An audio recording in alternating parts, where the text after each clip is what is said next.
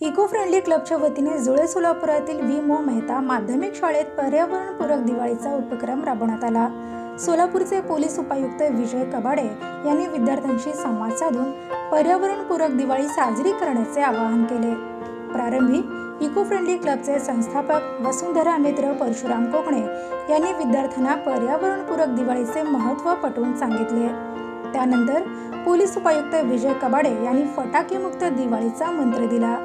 फटाके उडवल्याने होणारे दुष्परिणाम, आरोग्यास होणारा धोका, फुफ्फुसाचे आजार, ध्वनी प्रदूषण, कानाचे आजार या अनुषंगाने पोलीस उपायुक्त विजय कबाडे यांनी विद्यार्थ्यांसोबत प्रश्नोत्तराच्या माध्यमातून संवाद साधला।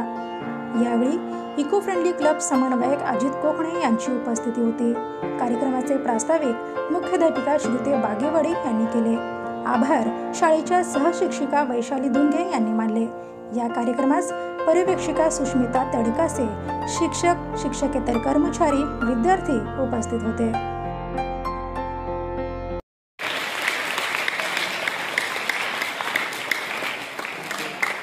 शाळांची जी काही यादी जर आपण काढली त्या कृतीशील शाळांच्या यादीमध्ये पहिला नंबर लागेल मेहता शाळेचा। असे कोणतेच उपक्रम नाही आहेत जे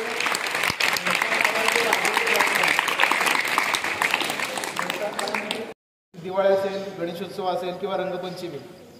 रंगपंचमीच्या निमित्ताने आम्ही आवाहन केलं होतं कबाडे सर की सोलापूरकरांनी पर्यावरणपूरक रंगपंचमी साजरी करावी। आणि मग नुसतंच आवाहन करून आम्ही थांबलो नाही, तर लोकांना रंग अवेलेबल करून दिले आम्ही, जे चिंचू। आणि मग परीक्षेची सुट्टी, परीक्षा संपली की तुम्हाला बेत लागतील दिवाळीचे। आणि मग कपडे कोणते आणायचे, कशा प्रकारचे आणायचे, फटाके किती आणायचे किंवा अजून दिवाळी कशी साजरी करायची, हे सगळे तुमचे प्लॅन ठरलेले असतील। मी जाता जाता पुन्हा एकदा विनंती करतो की यंदाची आपली दिवाळी पर्यावरणपूरक पद्धतीने आपण साजरी करूया।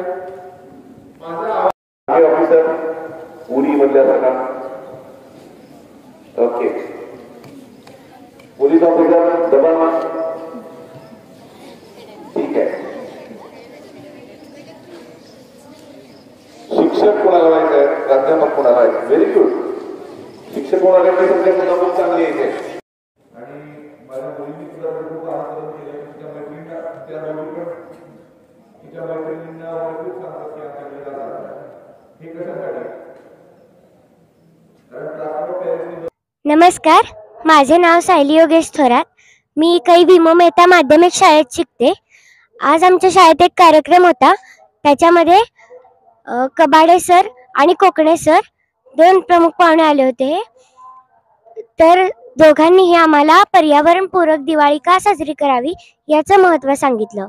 फटाके का वाजवू नये हे देखील सांगितलं, कारण लहान बाळांना, मुक्या प्राण्यांना, म्हाताऱ्या माणसांना या सगळ्याचा त्रास होतो। त्यामुळे आपण कायम पर्यावरणपूरक दिवाळीच साजरी केली पाहिजे। फटाके न उडवता, रांगोळ्या न वापरता फुलाची, धान्याची रांगोळी केली पाहिजे। प्रत्येकाने 10 तरी झाडे लावली पाहिजेत आणि त्या नुसते वृक्षारोपणच न करता त्या झाडांचे संगोपन देखील केले पाहिजे। धन्यवाद। नमस्कार, माझे नाव बलदीप सागर आळंगे। मी कै व्ही मो मेहता माध्यमिक शाळेमध्ये शिकत आहे। तर आज आमच्या शाळेत ना पर्यावरणपूरक दिवाळी कशी साजरा करायची याबद्दल सांगितले गेले। त्यात प्रमुख अतिथी हे कोकणे सर व कबाडे सर होते। तर कोकणे सरने आम्हाला सांगितले की आपण पर्यावरणपूरक दिवाळी का साजरी करतो, आणि त्यांनी खूप साऱ्या गोष्टी सांगितल्या। आणि त्यांनी फटाके हे कुठून येतात व काय येतात व ते काय करतात हेही सांगितले। व जे फटाके येतात ते बाहेर देशातून येतात। आपली जी संस्कृती आहे ती फटाक्यांची नाही, तर दिव्याची आहे, प्रकाशाची आहे, आवाजाची नाही, असे कोकणे सरांनी सांगितले। तर दुसऱ्या वेळेस कबाडे सरांनी आम्हाला असे सांगितले की आपण जर फटाके उडवले तर त्याचे दुष्परिणाम काय होतात। जर समजा की आपण एक फटाका उडवला तर त्याचा कमीत कमी आवाज 115 डेसिबल असतो, आणि त्याचा आवाज हा लहान मुलाला खूप घातक असतो। आपण तो सहन करू शकतो, पण लहान मुले हे ते सहन करू शकत नाही। त्यांचे कानाचे पडदे हे कायमचे निष्फळ होऊ शकतात। व त्यांनी खूप साऱ्या माहिती सांगितल्या, आणि त्यांनी आपली एक आठवण ही सांगितली। ती आठवण आम्हाला खूप आवडली। ती आठवण पुढीलपैकी होती। त्यांनी एका वेळेस रेड घातले होते ते मला माहिती नाही कुठे घातले होते, त्यांनी सांगितलं नाही. आणि तेथे त्यांनी म्हणजे की फटाके जप्त केले होते आणि तेथे ते फटाके त्यांनी कुठे हे करायचे, म्हणजे की ते कसे नष्ट करायचे हे त्यांना प्रश्न पडले होते. व शेवटी त्यांनी असं ठरवलं की ते एक दगड जिथे असतात, खूप साऱ्या प्रमाणात दगड जिथे असतात तिकडे म्हणजे तिकडे फटाके नष्ट करायचे असे त्यांनी ठरवले. आणि हे खूपच चांगलं झालं आजचा कार्यक्रम. आणि आजपासून आम्ही पुढे म्हणजे की आज जसे जसे आम्ही वाढत जाऊ तसे तसे आम्ही हे ठरवणार आहे की आम्ही फटाके जास्तीत जास्त वापरणार नाही. आम्ही जे गरीब असतात त्यांना आम्ही मदत करणार. फटाक्यांच्या ऐवजी आम्ही त्यांना स्वीट म्हणजेच की मिठाई देणार. धन्यवाद. आज जुळे सोलापुरातील मेहता स्कूलमध्ये पर्यावरणपूरक दिवाळी कशी साजरी करायची या संदर्भात विद्यार्थ्यांशी हितगुज साधली. यानिमित्त विद्यार्थ्यांशी छान गप्पा झाल्या. अगदी 8वी 9वी 10वीतल्या विद्यार्थ्यांना सुद्धा बरीचशी प्रश्न आहेत. मग पर्यावरणपूरक गणेशोत्सव असो, पर्यावरणपूरक दिवाळी असो, ही कशी साजरी करायची.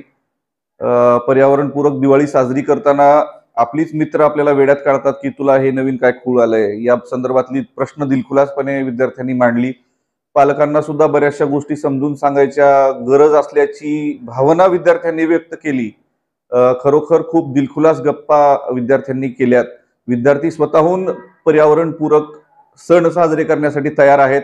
फक्त त्यांना कुठून तरी सुरुवात करून देणं गरजेचं आहे आणि सर्वच शाळांमध्ये असे उपक्रम होणं गरजेचं आहे. माझं पालकांना सुद्धा आवाहन आहे की विद्यार्थ्यांच्या या भावना, आपल्या पाल्याच्या या भावना यांचा आदर करा आणि पर्यावरणपूरक सण साजरे करण्यासाठी त्यांना प्रोत्साहित करा. नमस्कार, मी सौ श्रुती उल्हास बागेवाडी, जुळे सोलापूर येथील विलासचंद्र मोतीचंद मेहता माध्यमिक शाळेमध्ये मुख्याध्यापिका म्हणून कार्यरत आहे. प्रथम आपणा सर्वांनाच दिवाळीच्या खूप खूप शुभेच्छा. गेल्या अनेक वर्षांपासून पर्यावरणपूरक पद्धतीने आपण दिवाळी कशी साजरी करायची याच्यावर इको फ्रेंडली क्लबच्या वतीने आमच्या मुलांसाठी मार्गदर्शन केलं जातं.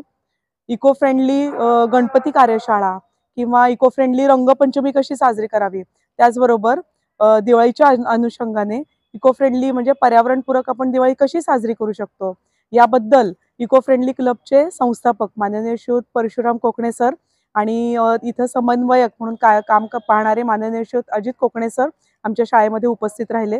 त्याचबरोबर सोलापूर जिल्ह्यामध्ये पोलीस उपायुक्त म्हणून कार्यरत असणारे माननीय श्रीयुत विजय कबाडे सर यांनी देखील आमच्या मुलांशी संवाद साधला.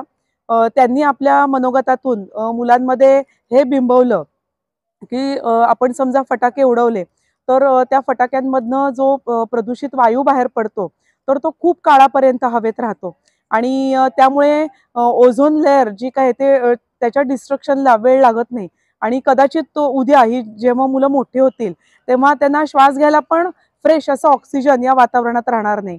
या फटाके उडवण्यामुळे मोठं ध्वनी प्रदूषण देखील होतं आणि या मोठ्या ध्वनीमुळे की ज्याचं कदाचित 115 डेसिबेल पेक्षा सुद्धा जास्त त्याची साऊंडची इंटेन्सिटी असते, त्यामुळे लहान मुलांच्या कानाच्या पडद्याला हानी पोहोचू शकते. ज्येष्ठ नागरिकांना किंवा जे आजारी व्यक्ती आहेत तर त्यांना देखील त्याच्यापासून अपाय होऊ शकतो. त्याचबरोबर जे प्राणी पक्षी आहेत जे वातावरणात अगदी मुक्तपणे विहार करत असतात तर त्यांना देखील त्याच्यापासून धोका संभवतो. तर त्यामुळे आपण फटाके न उडवता तेच पैसे आपण चांगल्या कुठल्या तरी उपयुक्त अशा गोष्टींसाठी खर्च करू शकतो. उदाहरणार्थ एका अनाथालयाला भेट देऊन तिथल्या मुलांना आपण डोनेशन देऊ शकतो किंवा आपण वृक्षांसाठी म्हणजे त्या पैशातनं रोपटी विकत घेऊन आपण वृक्षारोपण करू शकतो. दिवाळीच्या निमित्ताने आपण वृक्ष भेट देऊ शकतो, भेट कार्ड देऊ शकतो, आपला एखादा छंद जोपासू शकतो. आपण निसर्गरम्य अशा सहली, पर्यटन किंवा ट्रेकिंग आपण आयोजित करू शकतो. तर फटाके उडवणं म्हणजे दिवाळी साजरी करणं नव्हे, तर आपण दिवे लावून त्या दिव्यांच्या प्रकाशात सगळा निसर्ग उचलून टाकणं म्हणजे खरी दिवाळी असते. त्यामुळे फटाके न उडवता आपण पर्यावरणपूरक पद्धतीने दिवाळी आनंदाने आणि उत्साहाने साजरी करू शकतो. धन्यवाद. जयेश दर्बी कलेक्शन कॉटन, लिनन यासह अनेक ब्रँडेड कंपन्यांच्या सुटिंग शर्टिंग साठी जयेश दर्बी कलेक्शन, 7 रस्ता मोदी पंकाविहिरी जवळ सोलापूर.